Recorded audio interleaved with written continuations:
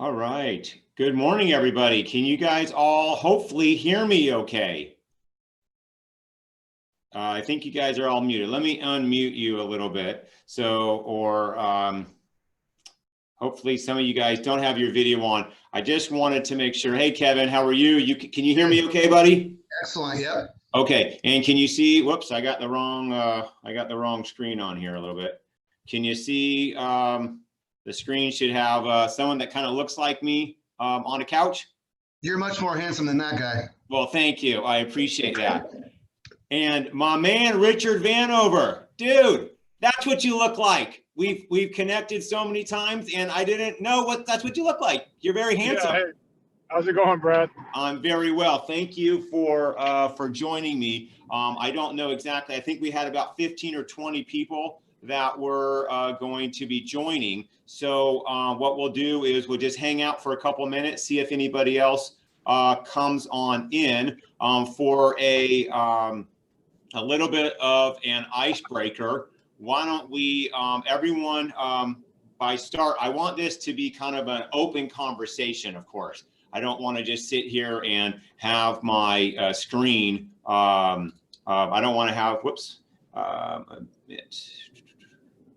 I don't want to have my screen on for the entire time. You guys have all been invited here because you are from all over the community, and I really value your input. So I really do value your time as well. And I know you could be out there making phone calls, and I know you could be out there writing offers. And so I want to use this time. I don't know that we're going to take the entire hour, but I want to use this time to make sure that we can kind of dive in, and you can interrupt and ask me any questions. I'll go over my agenda in a second, but I just thought it'd be really great if we kind of talked a little bit about where we've been and where we're going into 2021. I plan to hold these really once a quarter now, so that we can go over some basics. So first of all, so just so we can get a little bit of practice on engaging. Everyone has been on the Zoom before. I want you guys to, if you can, go into the chat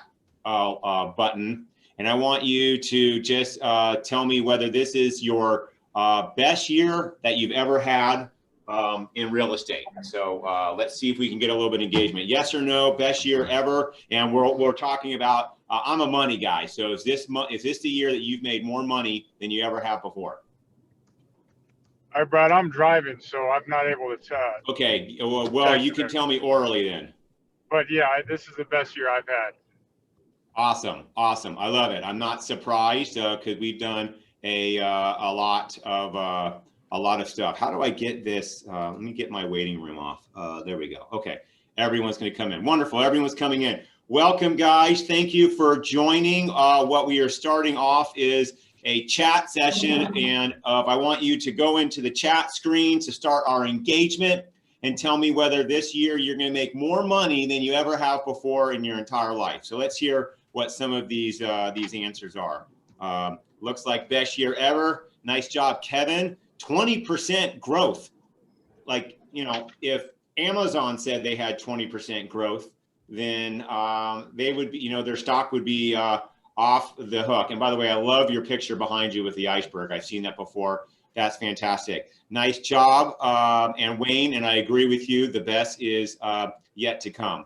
So anyways, let's kind of get going here. Again, thank you all for being here. I have worked with most of you at some point during the year, and I really value the opportunity to go over kind of a basic mastermind of what we're looking. So in terms of how we're going to handle the call, is that I do have a presentation. We're going to go over some stuff. I want you to feel free to interrupt and ask questions because we have quite a few people, and there's more people going to be coming on.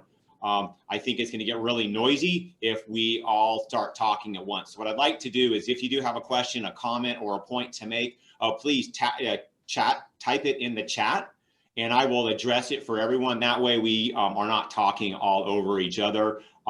This is open. It's just kind of my thoughts on where we've been and where we're going. And I'd really love to hear your opinions as well. So the first thing that we really need to talk about is, before I get into the slideshow, thank you for coming. again, and I appreciate you devoting a little bit of your busy day. I know it's been crazy out there.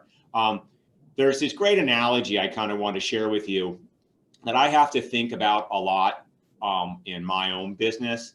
And it's this idea that you're on a rowboat and you are constantly rowing, and you are always rowing towards a horizon. But of course, the horizon you never get to it, right? It's a false, it's always out there, it's always moving ahead. And so there's a sense that you're never going to get anywhere, and you just keep on rowing and rowing, but you never get to the horizon.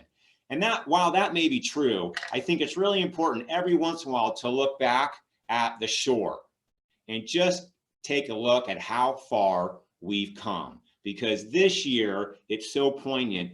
Things have changed so much that if we started where we did in January in the first quarter, and then we moved to where we are right now, I bet you most people didn't think that it was going to happen. So it's a nice little mental exercise just to give yourself a little bit of a pat on the back, that you had some grit, and that you've made it through what was quite a tumultuous year. So let's jump in and on my PowerPoint, so we can take a look at kind of what I had set up. So can you guys all see a guy with glasses sitting on a couch, I hope? Wonderful. Okay. So what I wanted to really go over here is, whoop, hang on a second. Let me close this out here a little bit. Whoop. Where did my screen go? I can't see my chat now. Hang on a second here. Resize. Bear with me 1 second here. I thought I had all the technical glitches out. I wonder if I'm going to have a problem with the screen share on this thing here. So hang on 1 second. Okay. Hopefully we can get this to working so that my screen share works. Nope, that's the wrong screen. Okay. So, and why can't I see my chats? That's really what my problem is. Sorry, guys, I'm trying to get back to a spot where I can see the chats on here.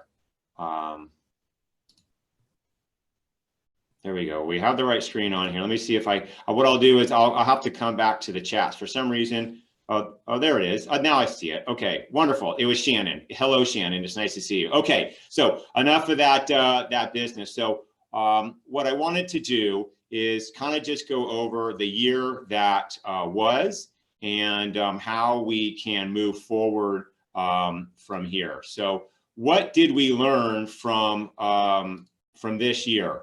So there were a couple things. The real estate and mortgage industry adapted, right? And now we have some growing pains, but I'll talk about bringing us to the 21st century. So step one is we're going to talk about how did we adapt and how is it really better for us. Number two is how do we use technology to win the deal? That's what everyone wants to know. With so low inventory, how do we get our clients into the transaction better? What's a mortgage rate forecast? You won't believe the slide and the data that I have to show you. And then where are we going in 2021 for purchase and refinances? Of course, these are only forecasts, but it kind of gives us an idea of what we're looking at, and the purpose is to make sure that we are using this data to make sure that we can give it to our clients and give them the right information. Because I'm guessing that most of you are starting to hear, oh, well, it's too late in the season. The best time to buy is in the spring, so I'm just going to hold off. And that's, I believe, is the worst thing in the world to do as a buyer or as a seller. So the technology changes in the real estate and mortgage industry. So DocuSign. So in my world, we had like a 54-page loan application that we had to print out, and everyone had to sign. And if you had multiple borrowers, there were multiple pages that each of them had to sign separately, and then joint pages. And then people had to print them off and then send them back. And DocuSign came in. You guys have been using DocuSign for a long time already, but DocuSign came in really in full force with the mortgage industry and sped it up. Of course, the law of unintended consequences is that I used to have clients come in and sit with me, and I'd go over the loan application and explain everything. Well, now with the pandemic, they want to do it remotely via DocuSign. So some of the complaints that I would get is, well, the loan application is unclear and no one's explaining it to us. So I'm not sure how we work around that, but certainly DocuSign has sped things up. It allows us to get documentation back faster. And I presume for you that it allows you to sign your contracts in your addendum cleaner and faster and more efficiently. So that was a huge technology increase for us. All of us, of course, went to the virtual business. So the virtual business, we have Zoom meetings now. I mean, I don't know, at the first about maybe 20 of them, they were really fun. And now, oh my goodness, it's like, I'm over Zoom. My parents want to FaceTime with me and I'm like, listen, give me a day or so on the weekends because I'm over it. But Zoom has allowed us to really do two things. One is you can now stay in contact with your clients. But I bet you haven't realized, if you went back and you log your appointments in on your calendar, I bet you have more appointments now than you did before. And what I realized is that with the pandemic, we've all adapted, but now, people don't have to take time off from their job, get babysitters to go and meet with you. They show up on Zoom on time and the actual meeting is shorter. So what I found is that we can do more transactions and more meetings in the same amount of time than we used to because we don't have people waiting in the lobby, waiting for them to show up. So I thought that was a huge increase in productivity. Obviously, you have virtual open houses and tours. In March, everyone was freaked out. How am I going to sell a house? Well, people adapted to now doing virtual business and people are accepting of it. That's a huge opportunity for us to continue to get people comfortable buying a house. I mean, hell, they buy a car online and now they're starting to buy houses. And then of course, they've adapted to just web apps for filling out stuff for you to look for homes. Certainly on my end, I will tell you before COVID, I did 98% of my business on a phone app that I manually entered into the system and then worked from it there. I am now 98% web apps. People would prefer to do that web app or work on looking at your real estate things on their iPad at their own convenience. And my capture rate is higher because it's at their own convenience. Productivity. Some of you on the call have teams, some of you don't. I can tell you from my own team, our productivity has gone through the roof.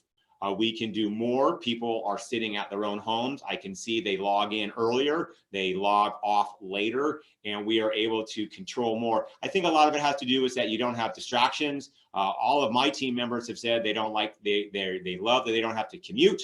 And from the real estate side, you can do more in your slippers at your kitchen table. I promise you, everyone on this call, if not everyone else, is getting up and probably isn't doing their morning routines and is jumping on emails. I can see you guys are sending me emails at 11 o'clock at night. And the productivity, the ability to do more during the day has been increased greatly. So I thought that was really good. Now, of course, maybe we're moving a little bit too fast. So now what we have in our situation is the increased productivity has created some capacity issues at all levels of the process. So that would include you as a realtor. How many deals can you handle professionally at one time? What are your systems in place to grow your own business? Appraisers, right? For all of the refinances out there and then all the busy purchases, we have appraisers that are completely stacked up.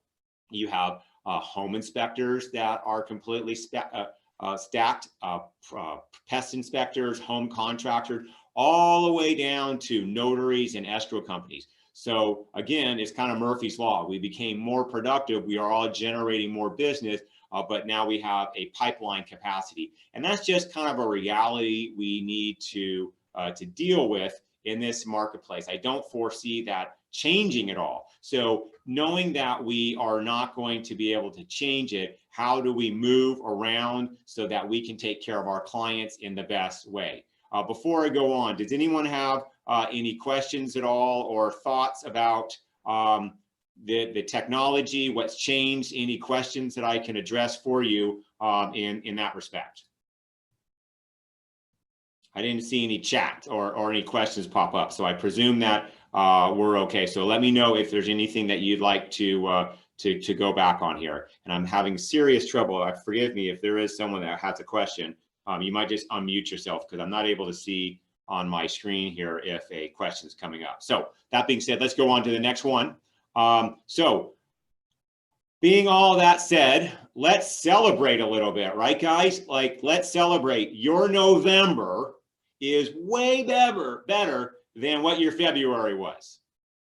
Because I talk to you all. You're all invited to this because I like you and I work with you and I always find out where are you doing, what are you doing, how you're doing, what does your business look like, how can I help out? And in February, it was depressing to talk to you all. What am I going to do? I can't show open houses. Sacramento County or Placer or El Dorado has shut me down. I don't want to put my signs out to show I have an open house, even though I'm doing it through the protocols because people are going to give me a bad time. How do I open up the cabinets and turn on the lights? People won't buy a house virtually. It was that conversation. No one's out there doing anything. We're all very afraid. Well, now look what happened. Through that adaptation, we all adjusted. We have grit. And grit is the stubborn refusal to quit. And if you had quit, then you would not be where you are today. So this is just a moment to look behind us, like I said at the beginning, to celebrate what you have done and what you have accomplished this year to get to this point. You've got through a very, very tough year. We've had a lot of stuff. Obviously, there's clearly the pandemic. And then you have a boom in business from a very, very slow start. And then you have an extremely contentious election where people have no distractions. They're very, very fearful. They're unsure. And now you throw in a mass migration of people, certainly from the Bay Area and other places where they realize that they don't have to work at home anymore. That all comes together to a spot where you got some of those clients that are being really, really difficult. Every time you call them, they're stressed out, they're mean, they're nasty, they're not very much fun. It's not you guys, it is the year of 2020.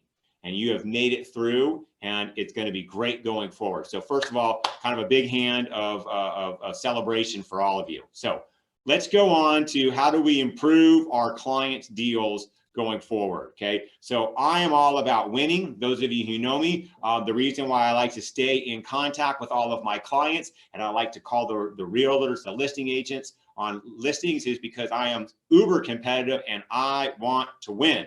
I want to set my clients up and I want to set you up to win the deal. So what I've learned over this year is we can't do everything in 20 days. Going back to the capacity issues, there's just a reality of the situation.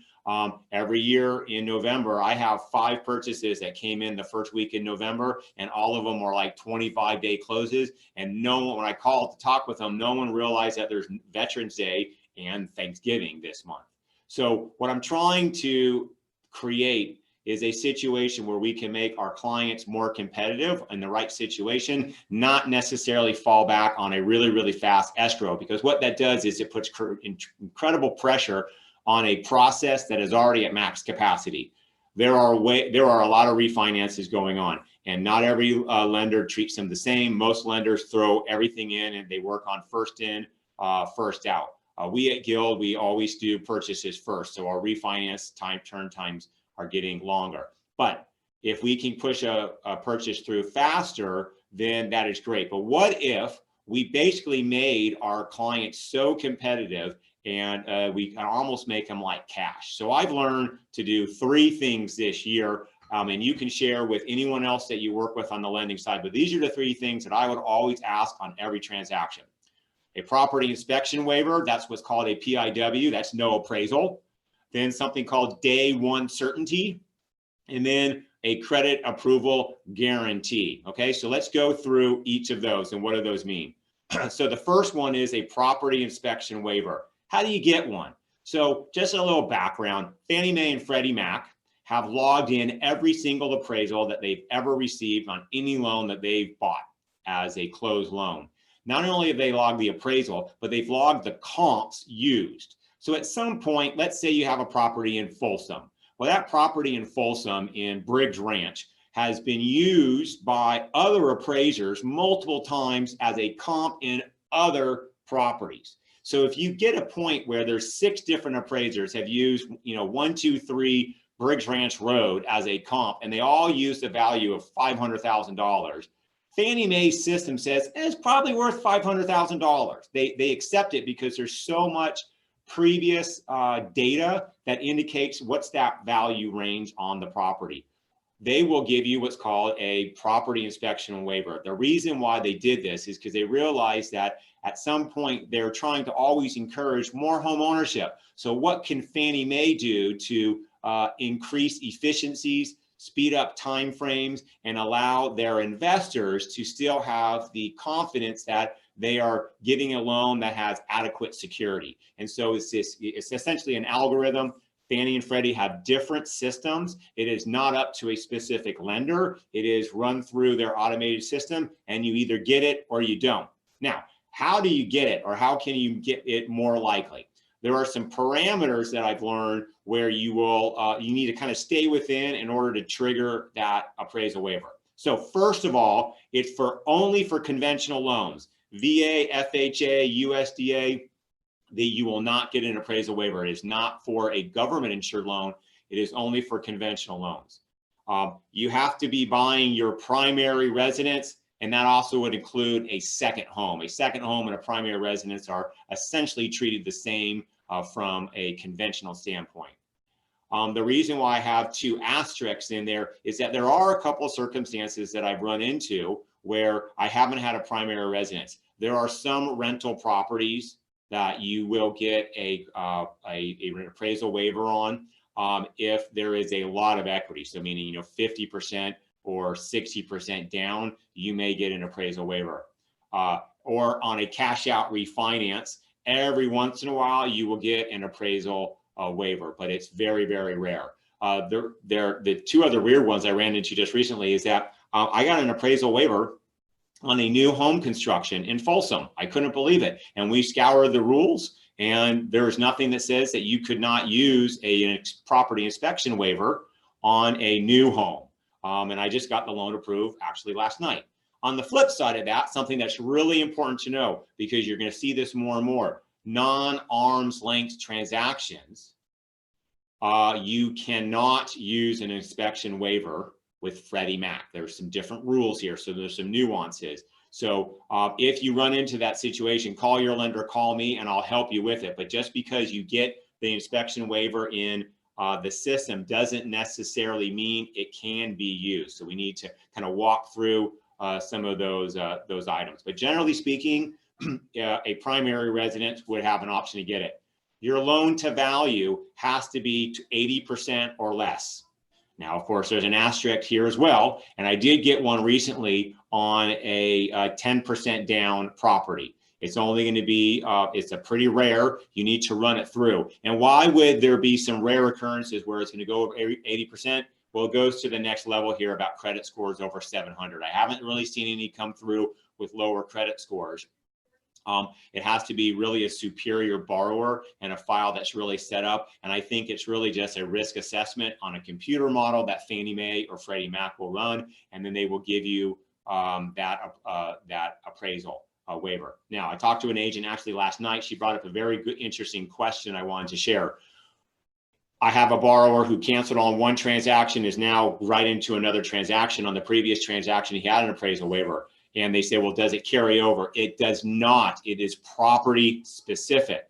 So let's say you get an appraisal waiver on a property in Folsom and the deal falls through, it cancels out. And then they go to Fair Oaks. Well, Fair Oaks is much, much more spotty in terms of valuations. And then you could get into contract on a new property there and you may not get it. Okay, so it's really property specific. You need to run it through. The reason why this is great is that a lot of you are writing offers with no appraisal contingency. Well, that is fine. You always have the loan contingency to fall back on. But wouldn't it be nice to go in knowing that you don't even have to worry about it at all? And so this is a great way to push it through, make your client really, really happy about their confidence level in the valuation of the property, and just take out anything about the property value or condition. So what I would suggest is on every single conventional loan, run it through even before you submit the offer to see if you're going to get that appraisal waiver. Okay. Now, the one thing I didn't put on here that is really important that I think that everyone should note is we are in a situation where everything is going in over asking.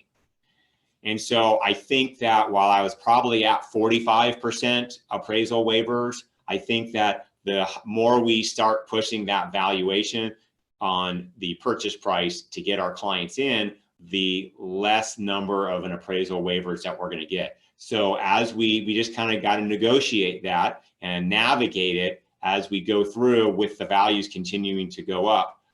The more that close a higher amount, the more likely it is that you're going to get one. But just kind of remember, there's a balancing act here. If if the house is listed at 400,000 and everyone's throwing in offers at 430, and you're probably not going to get the appraisal waiver unless there's other comps out there already in the system. So great way to get rid of valuation issues. And also, by the way, if there's no appraisal issues, then there's no appraisal conditions.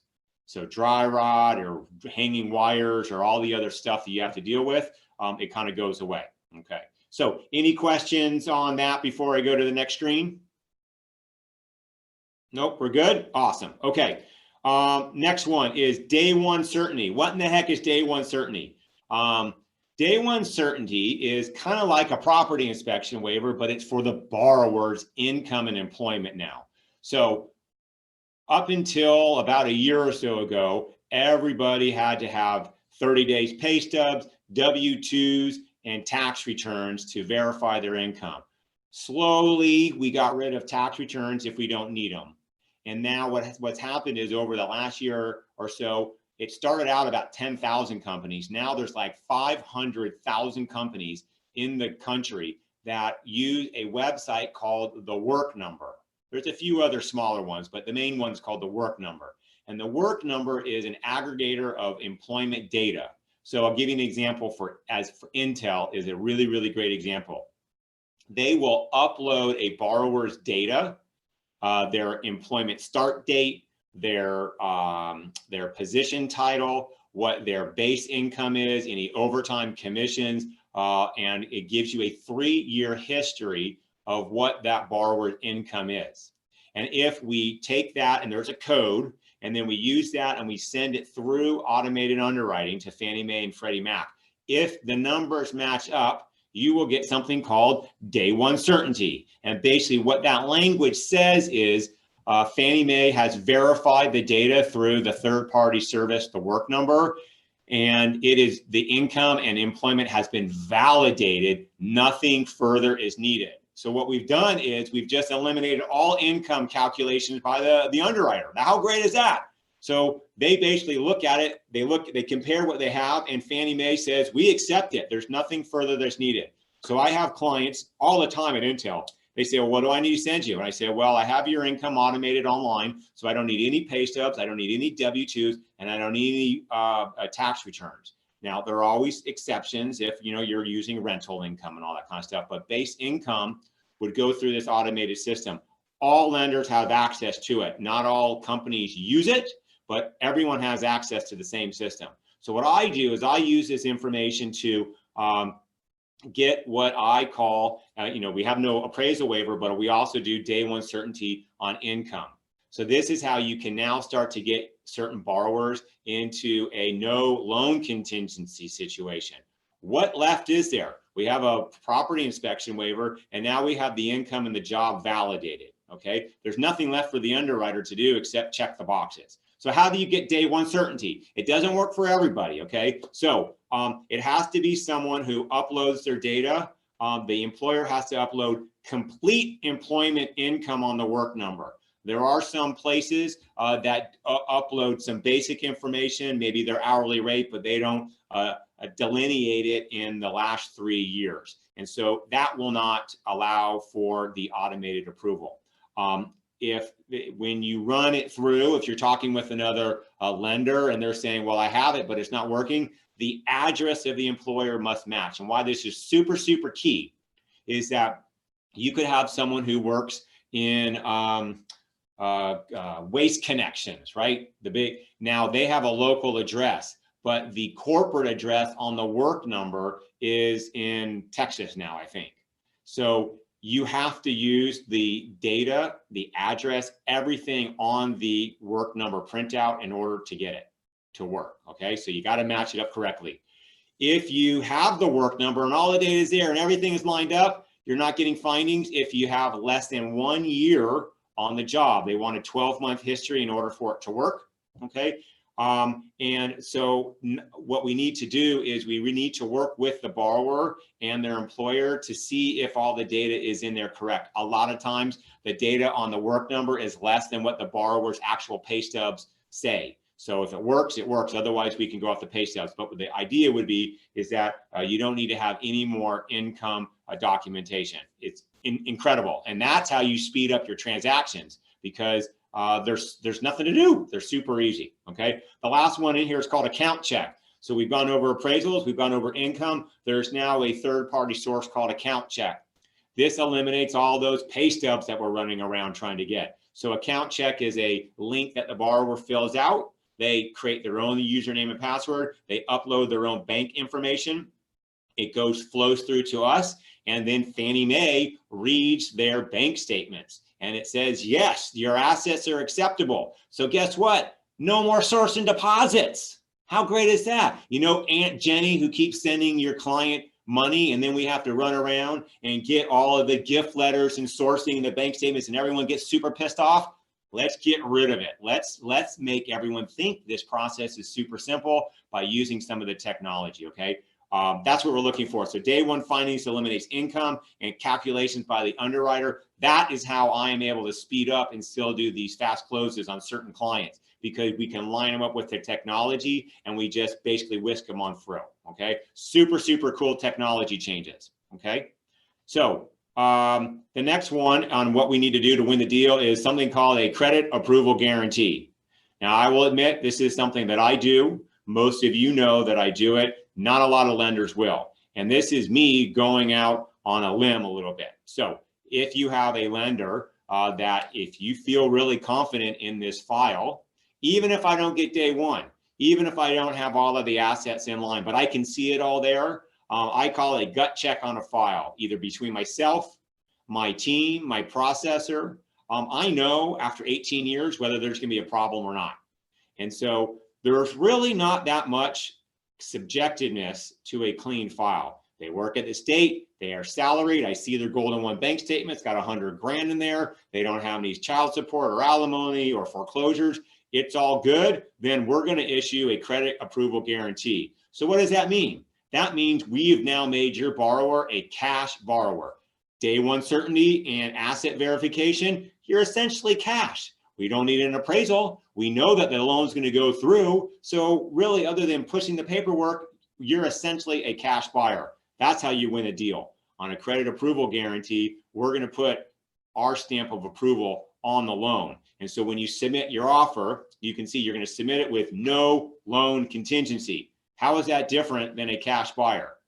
It's really not. So we need to work together as realtors and lenders with the clients and get them comfortable on a property to put it in as a no loan contingency. That's how you're going to compete with the people out of the Bay Area coming in that are saying they're buying all in cash. We are essentially all in cash as well. Okay, so we got to back that up a little bit. So I don't know what other lenders are doing, but we actually have a corporate approved Team Langle. I will cover up to $5,000 of an EMD if I don't close the loan because I can't get it approved.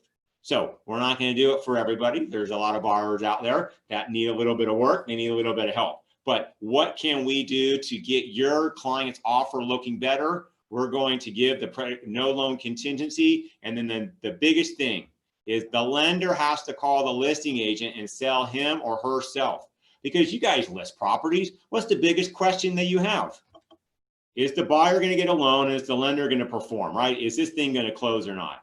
So it seems that the most important thing that I, as a lender, and any of the other lenders can do is call the listing agent, answer the questions, get out front, tell them how great the lender is. What does your process look like? How great is the borrower? What do you have in your system? And help build that confidence. So this is like a layer on top of that letter that you send, that the buyer sends on the offer with the picture of them, the cute kids and the dog running around and how much they love the house.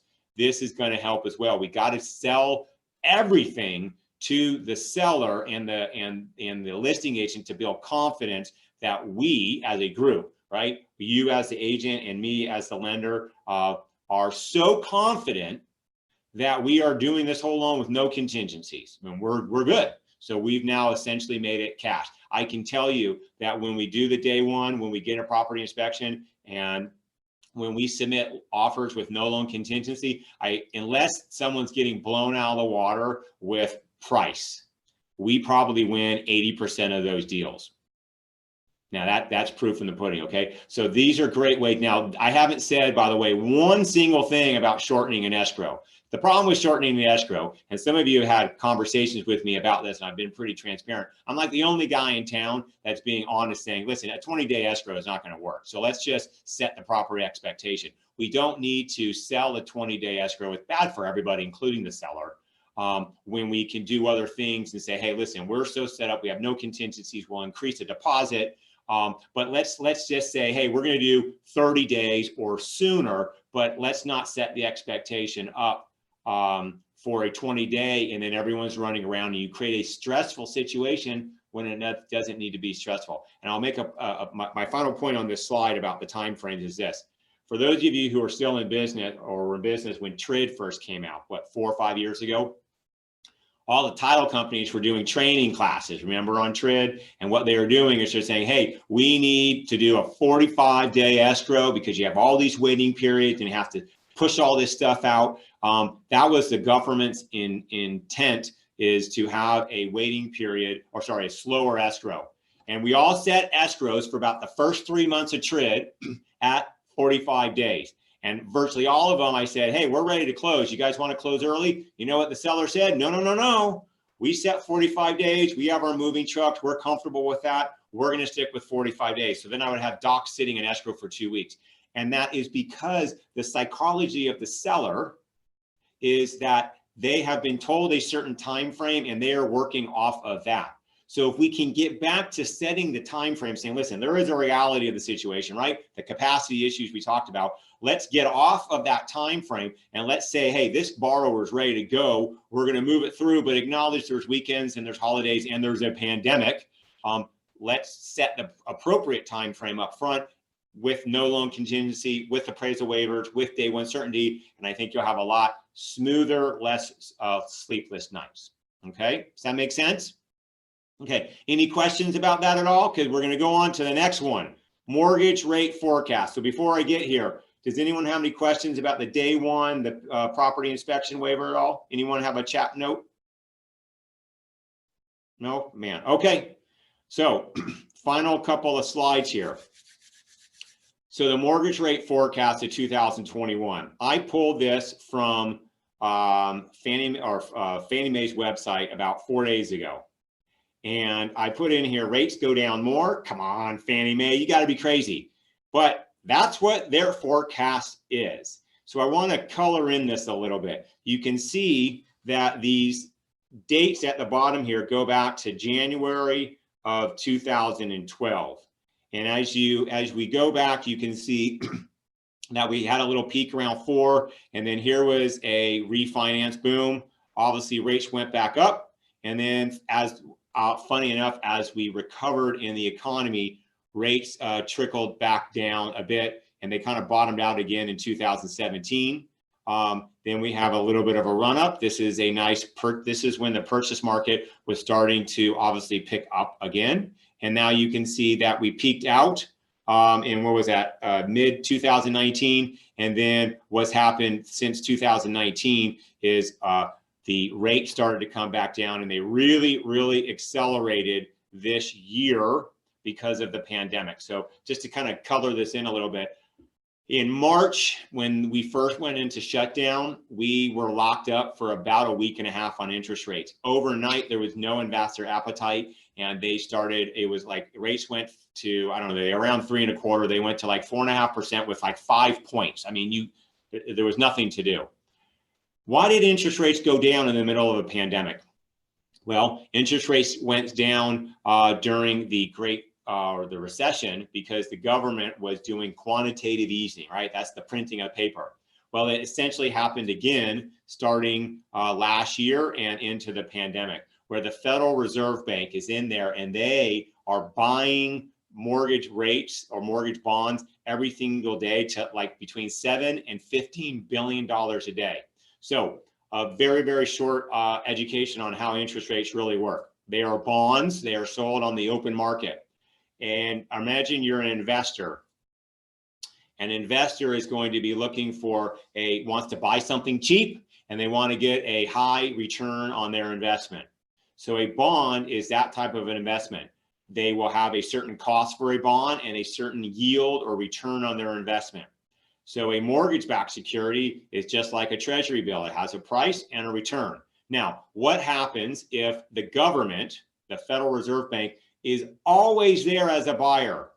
Then as a seller of a bond, you start to raise your price and offer a lower return, right? Because the government will always buy it. No matter how high I charge and how little of a return I'm going to pay to an investor, the government is always there buying those rates. And that is what is happening right now. The reason mortgage-backed securities are so low is because the government is just gobbling up high-priced mortgage-backed securities that are paying a very, very low return to the government. And when that low return stays low, our mortgage rates stay low. So why is this forecast show that rates might even go lower into 2021?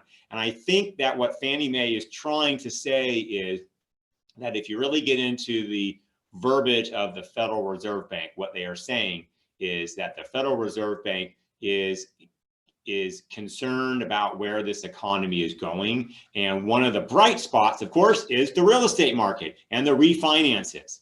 And so they want to keep this rate low because it's generating a tremendous amount of activity and economic activity that we sorely need. So this is what we're looking at on this graph is really like the average of what interest rates would be. So the idea is that if the government continues to buy mortgage-backed securities and investors continue to gobble them up because they don't know what's going to happen with the pandemic, you're going to see those interest rates continue to fall. Now, there's two things that will change this, okay? And one happened this Monday. A vaccine to the coronavirus is going to turn, obviously, the economy around, and it's going to pull a lot of money out of bonds, which are safe investments where people want to put their money, and it flows back to the stock market. So if you watched on Monday, I think the stock market was up like 1,300 points. S&P was up like 200 points or something, which is a huge, huge day. And that's on this vaccine promise. Now, that has turned around a little bit and things have kind of calmed back down. The government is still buying them. But if there is a vaccine, you're probably going to see a little bit of a change in interest rates. The other thing that we really have to watch from a mortgage rate standpoint is where is inflation? So normally, again, the Federal Reserve Bank is going to be wanting to keep the inflation at 2%. Now, we have been so low for so long that in order to get things kind of heating up a little bit, the Federal Reserve has stated that they're going to allow inflation to run a little hot. So it averages out to 2%, not caps at 2%. Inflation is bad for bonds. So again, if you are buying a dollar today, it's going to be worth less in the future. And so a bond has to discount that into the future. So inflation can erode a lower rate environment. So those are the two things that you're going to want to keep up on. It has nothing to do with lenders. It has nothing to do with you and the real estate market. It has nothing to do with the clients. It has everything to do with what is the Federal Reserve Bank doing and what's the general economic situation look like here as well as overseas. I hope that Fannie Mae is right. I will tell you, people ask me all the time, and I've said the same thing every single time, and I've been wrong every single time, so I'm going to keep on saying, I'm going to say it right now. The path of least resistance for interest rates is to go higher. They should not and cannot stay this low forever. So I've just jinxed ourselves for another year, and so I think that rates are going to stay low. All kidding aside, here's really the thing that I could not find a good graphic for you, so I'm just going to tell it to you verbally, and I'll do the math for you if you'd like. Clients need to understand sellers sell on price and buyers buy on payment. And that is where you get your disconnect from a buyer and a seller. what you hear from a buyer is the housing market is too hot. They don't want to get in because they're afraid they're going to lose equity. All right. And I combat by saying two things. First of all, I always say, I don't mean to be flippant, but who cares? Who cares if the value goes down? If you're going to be in that house for 7, 10, 15 years, the short-term variation in the value has absolutely no significance. Number two is, if you do the math and you take a house today at $500,000 at, let's say, 3%, and then in 6 months or a year, the borrower waits and the price goes down 10%, which would be a huge change in value. But interest rates go up by 1%. Today's higher price and lower rate is a lower payment than it is in 6 months or in a year. So the cost of waiting is really important to help your buyers understand. It's not the price they're concerned at, it's the cost of the mortgage. And what they need to do is you need to work out the numbers. And I do this for clients all the time. This is what it's going to look like if you're wrong. And I show them a graph. It's clear as day, interest rates will go up, okay? But for the foreseeable future, the good news I want you to take from this is going into 2021, everywhere I've read, everything I've looked at says that interest rates should continue to be quite low, okay? So that is all good news. All right, what does that mean about the purchase forecast? Well, I'm sorry, I do have a screen. I completely forgot. Let me step back for a second. If you look at 3.5% on this screen, this is 3.5% buys you, we'll just call it about 415. Okay, as the interest rates go up, you can see that your buying power reduces. So at 2.875%, you can buy a $450,000 house. At 3.5%, you can buy a $415,000 house. That's a change in a neighborhood. That's a huge number for people to acknowledge that it's the math. It's not the interest rate, it's the math. How does it really work out to dollars? And so this is something I think is really valuable to help clients understand about what does a rate drop or a rate increase do to their buying power, okay? So, and why I'm bringing this back to you is, no, do I want you to know everything about rates? No, but I want you to be engaged with your client and say, hey, listen, rates are where we are. Maybe since you're not finding luck at 350, maybe we bump that purchase price up to 375, allow them to move into something a little bit more out of their initial stated price range, because you can do the math and what is that real material actual payment change going to be? It's not as much as the client thinks. Okay, so we need to help them understand where they are and what happens if they make that change, and you'll have people that start expanding their purchase criteria. A little bit of a different neighborhood, a little bit of a higher price. Okay, so these are tools that we want to use to help people understand and make better decisions, not just what their friend told them or what their friend got 2 months ago. Okay, so now purchase and refinance forecast. This is Fannie Mae's September originations forecast. So you can see where we are, and it goes all the way through the fourth quarter of 2021. So the lighter blue is the refinance and the darker blue is the purchase. So look at this. I don't really want to look so much at the refinances. You guys don't care about refinancing. At some point, there's only so many times you can refinance somebody. That will start to die down. But here's your Q1 of 2020, where we are all sucking wind and being super depressed. And then look what happened over the next couple of months. It went up really. I mean, that's got to be, I don't know what the percentage is. That's 200 and something to 400. So that's like a 30% increase. And you can see now, most of you would probably admit that the fourth quarter is starting to slow down a little bit. Super common. It's very, very traditional. And like we said at the start of this whole process, people have no distractions, and so they're super distracted at the pandemic, the election, and whatever news source that they're looking at. There's not a lot of other stuff to distract us this time of the year, and it's winter, so it tends to slow down just a little bit. What I want to point out is in the fourth quarter of 2021 that we're coming up on, it's likely to be roughly the same as it was at the start of this year.